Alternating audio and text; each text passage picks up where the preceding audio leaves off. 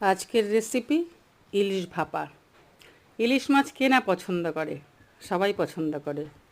বিশেষ করে মাছপ্রেমী মানুষ যারা, তাদের কাছে ইলিশ একটা অনুভূতির বিষয়। আমরাও খুব ভালোবাসি। তো ইলিশ মাছে ভাপা করার জন্য সর্ষে, পোস্ত এবং কয়েকটা কাঁচা লঙ্কা একসঙ্গে গ্রাইন্ড করে নিয়েছিলাম। প্রথমে মাছটাকে হলুদ নুন মাখিয়ে তারপরে সর্ষে পোস্ত বাটা ওপরে দিয়ে সঙ্গে কাঁচা তেল এবং কয়েকটা কাঁচা লঙ্কা দিয়ে মাছটাকে খুব ভালো করে ম্যারিনেট করে নিতে হবে। দেখতে পাচ্ছ আমি কীভাবে করছি। তোমরা যারা করবে এভাবেই চেষ্টা করবে। মোটামুটি হয়ে গেল।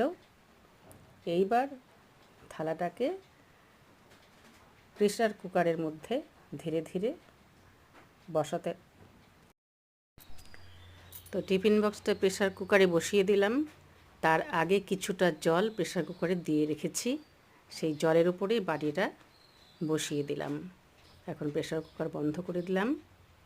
তারপর অন্তত 3টে সিটি পড়ার পর প্রেসার কুকারটাকে অফ করে দেব। তারপর গ্যাসটা বের হয়ে গেলে